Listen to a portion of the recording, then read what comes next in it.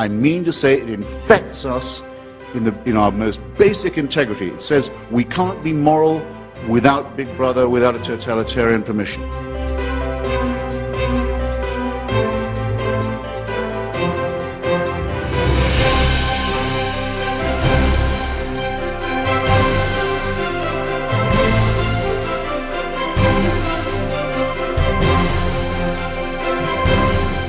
Child made in the image of God. Oh no, you're not.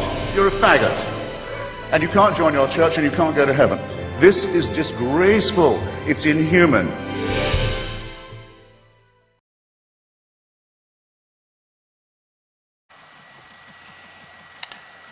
I think it's very interesting, and I think it says a lot about Christianity and Christians, how much Christian support Trump is getting.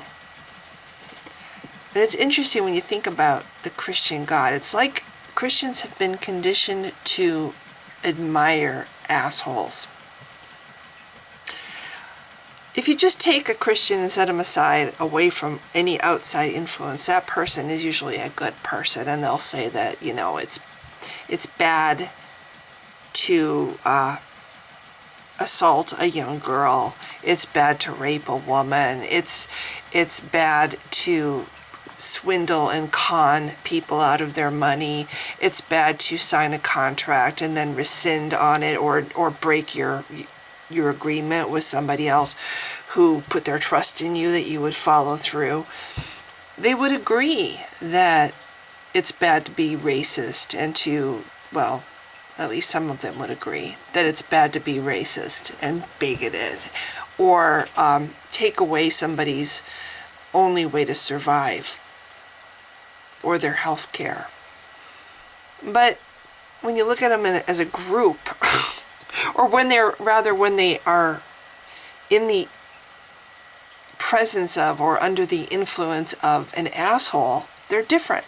If you say to a Christian, well, the God that you worship has committed all these atrocities. Look at the Old Testament. Look at all these things that your God did to innocent people.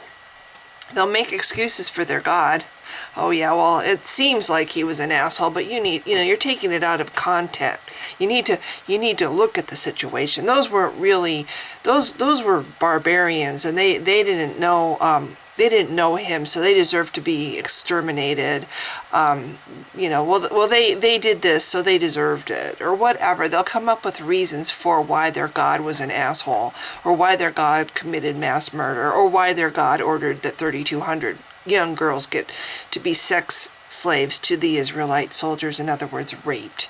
They would defend why God would impregnate Mary without her permission, basically rape her to make her his little incubator for his whatever. I mean, what choice did Mary have? But, if you say that to a Christian, they'll come up with excuses for, oh, well, she was honored. Well, she didn't really have much of a choice, did she? But, I mean, you try to tell a Christian, you try to point out, well, read the Bible, read the Old Testament. Look what this God did to, he committed genocide. He killed babies. He ordered pregnant women to be cut open with swords. You say, oh, well, we have free will. Look what he did to Pharaoh in Egypt. He hardened his heart, so Pharaoh had no choice but to say no when Moses said, set my people free. Of course, this is all fiction. We all know that there was there were the Hebrews were never slaves in Egypt. But anyway, but you try to point these things out to them, that he killed somebody for trying to catch the ark to keep it from falling, that he killed somebody for ejaculating on the ground, that he ordered somebody to be stoned to death for picking up sticks on the wrong day. You point all these things out, that he tortured Job, who was a devout servant of him, that he ordered Abraham to kill his only child, basically putting Abraham through all this torment just to change his mind after it was all done. Oh, I was just testing you, when he knows in the future, and he knows Abraham would have passed the test. He still put him through it. You point out all these things to a Christian, and they will be like, oh, he's just so loving, he's just such a good guy, he cares. And then they regurgitate the one thing that he did that they think is wonderful. Oh, but he died because he loves you so much. Yeah, so we have to continuously be reminded about it. Such a sacrifice that he died, and then 3 days later he was whisked off to paradise, knowing when he was hanging on the cross, dying for our sins. Basically, that's like a contract that we didn't agree to, but suddenly it exists now. And if we don't acknowledge it and accept him into our hearts, we'll be tortured forever. Oh, but it was a gift of love that he did. Knowing ahead of time when he was hanging on the cross that 3 days later he would be whisked off to heaven and back to paradise. Oh, but it was such a sacrifice that he did for us because he loves us so much. Yeah, right. Why couldn't he just forgive us? Why didn't he just make us right in the first place so we weren't flawed and we weren't going to sin? Why set it up so that we would fail in the very beginning, pretending all that is true? Why would he do that? Why would he put us in close proximity to the serpent and his lies? Why put the tree right in the middle of the garden where we're destined to see it and be tempted by it if it's so, he doesn't want us to be tempted. Why not put it far away where it's not right there in the middle of everything for us to be tempted? He set it up. He wanted us to fail. So he would basically have a race of slaves groveling to him for all whatever. Oh, but he fixed all that so we don't have to sacrifice now because he had Jesus come and die, which is really himself, appeasing himself. He did all that so we don't have to sacrifice animals and food anymore. Oh, but we do have to believe this. It's a free gift, but we have to believe in it or we're going to be tortured forever in hell. This is the God they want us to admire, and they do admire, and they oh, he's just so wonderful, he's so loving and compassionate, completely forgetting the fact that he did nothing during 9/11 when people were jumping from skyscrapers. He did nothing during the Holocaust where people were being experimented on and starved to death. He did nothing when ISIS was burning that young man in the cage. He did nothing when the drug cartels in Mexico kidnapped people and slit their throats and cut them into little tiny pieces and skin them alive. He does nothing when children are imprisoned by their parents and tortured. He does nothing when Christian parents don't let their children have the medical care they need. Instead, they pray for him to heal their children and then they die. All the kids that die every single year of cancer or starving to death or some other horrible disease, and he does nothing about it. Oh, but we're going to forget all that, and we're just going to focus on the fact that he died for our sins, and he's just so loving and wonderful. And he makes a really convenient excuse, too, for us to persecute gay people and atheists, and basically whoever, if you look in the Bible, you can figure out ways to twist the meanings around to justify whatever you want to do, really, to other people who aren't Christians. Or even the ones that are, you're not reading this right, and you're not following the Bible the way it's supposed to be, so you're not really a Christian. So let's look at Trump. Let's see. Well, we have our possible rapist. We have the guy who bragged. Your average Christian, like I said, if they weren't in this, this is something that a Christian would find abhorrent, except that they don't, because this guy, Trump, is so much like their God in so many ways, and they are conditioned to admire this. He's boastful, he's give me attention, give me attention, give me attention. Oh, my goodness, the election's over and I'm not getting enough attention anymore. So we're going to have rallies even after I've been elected because I need more ego boosting. I need more, oh, you're just so wonderful. I need more attention. I need more adulation and adoration and kudos and ass licking and whatever. That's Trump. And the Christians are just all falling all over themselves, happy to do it, because it's just like praying to their God and worshiping their God. Look at our wonderful God. He's such an asshole, but we just love him anyway. Yeah, let's see Trump at his fake university where he stole money from a lot of trusting people. Trump bragging about ogling young girls. I can go into the dressing room and ogle these teenage girls.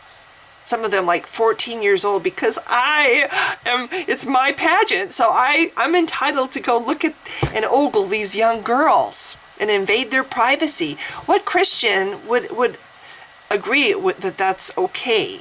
But they do, because it's like how they make excuses for their God. Now they make excuses for Trump. Well, that was 10 years ago. Well, that was the Old Testament. He's different now. It's 10 years later, 20 years later. He's not the same. He was like 58 years old when he did that. He wasn't like a young guy. He was an old guy like me, older even. And he was ogling teenage girls. Anybody else did that, you'd be like, gross. He's a sex predator. You know, he should be, there should be warnings out about him. Don't let your children anywhere near this guy. But oh no, it's okay because it's Trump. It's okay because it's our God and he's wonderful. This guy brags about sexually assaulting women, and he says, I can do it because I'm a star. Somehow it's okay that he did that because it's Trump. Yeah.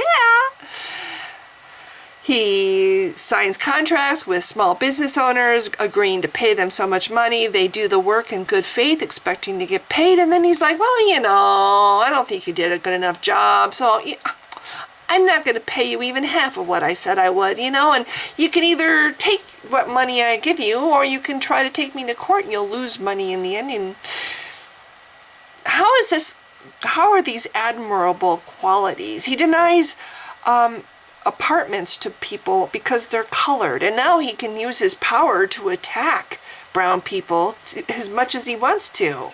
It's like he's in the ultimate position for any bigot to be, that he can now use his power to attack minorities, attack all those people that he's always wanted to hurt his whole life.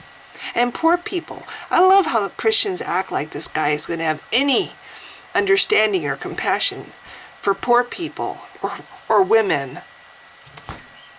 Anyway, I don't want to get off topic because I've already said all the things that I think about Trump in general, but I just think when you compare the Trump character and his tweets, it's like if he doesn't get enough attention, he puts out outrageous tweets, so he'll get more attention. He has to constantly be in the news. He has to, and then he's like, oh, well, I don't want any negative things to be said about me, just like Christians don't want any negative things to be said about their religion or their God. Well, Trump has the position where he can actually control what is said about him. We're not going to have these news channels anymore.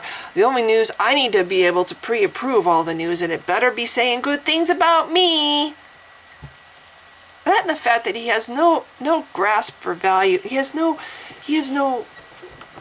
value for human life. He does not value life. Trump does not value life either.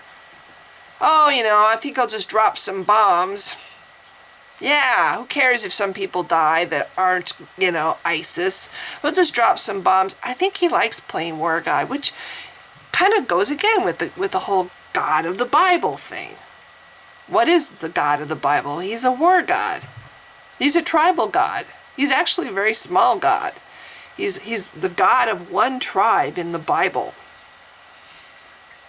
So anyway, I don't want to digress for the whole point. I really think the reason that Christians respond to Trump is because Trump is so much in his nature like the biblical God. So they make excuses for him like they make excuses for the biblical God.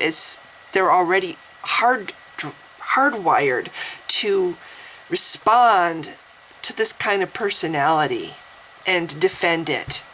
Oh no, it's not evil, it's really good. He's gonna save us. Yeah, he's gonna save us. Who cares if he, destroys the country? He's gonna save us. Who cares if he destroys the world? He's going to save us. Who cares if billions of people end up in hell as long as we get to be in heaven? Yeah, I think that Christianity has made this country fertile ground for the seeds of somebody like Trump to grow. I really do. I think if this nation wasn't so infested by Christianity, someone like Trump would never have gotten to this position where he can now pretty much destroy our country. It's really scary. He's only been president say this, president for like 80 days. And it feels like an eternity already. It's like every day I wake up, what new atrocity is he going to do? Am I going to live to see next year? I'm finally to the point where I feel like my book is really close to being published. Will I even get to see it published after all this work? I lived through the Cold War. And now I'm right back to looking at the horizon and trying. When I'm driving home at night and I'm looking at the horizon, my mind imagines a mushroom cloud on the horizon, and I start thinking, what would I do if I saw that? What would I do, knowing that I just have seconds left to live? I used to have thoughts like that when I was a kid during the Cold War, and now I'm back having those thoughts. We're right back there again, wondering if I'm going to live to see next year. I am absolutely convinced that the main source of hatred in the world is religion.